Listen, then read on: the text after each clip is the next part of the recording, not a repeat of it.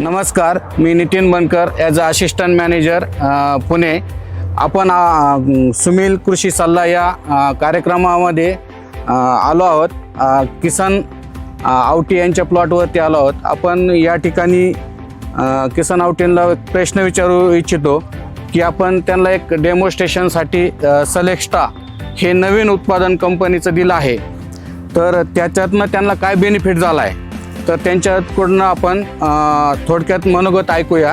तर तुम्हाला आम्ही ज्यावेळेस बेसल डोसला सलेक्स्टा हे टाकायला दिलं तर एकरी 10 किलो, तर तुम्हाला त्यातनं बेनिफिट काय जाणवलं आहे बाबा? हे टाकल्यापासून आहे ना ऊसाचे फुटवे वगैरे चांगल्या प्रतीने वाढले. ओके. पेऱ्यांमधलं अंतर पण हां. आणि हिरवेपणा आणि वाढ चांगल्या प्रकारे.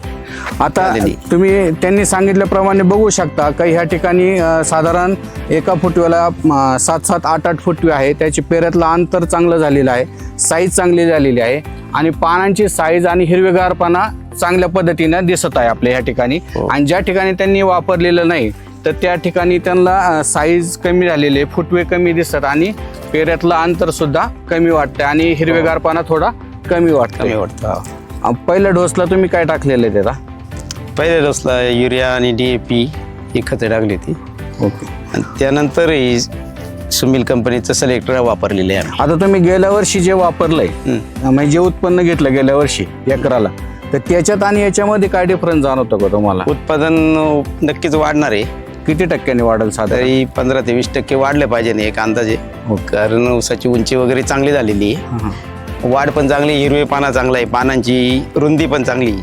ओके.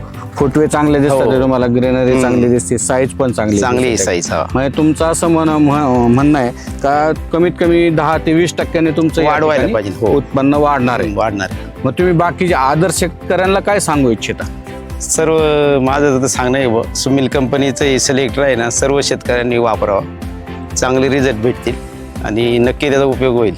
यांच्या सांगण्यातनं असं येतं आहे की जे मार्केटमधलं बेंटोनाइट म्हणजे जे सल्फर आहे ते सल्फर न वापरता हे सुमिल कंपनीचं जे नवीन सलेक्स्टा जे उत्पादन आलेलं आहे तर हे इतर शेतकऱ्यांनी वापरावं अशी त्यांची इच्छा आहे. कारण ते टाकल्यानंतर ते पिकाला लगेच लागू पडते. आणि जे मार्केटमधलं आहे तर ते साधारण 1 ते 2 महिन्यापर्यंत ते शेतकऱ्याला त्या जमिनीमध्ये दिसते असं त्यांचं म्हणणं आहे.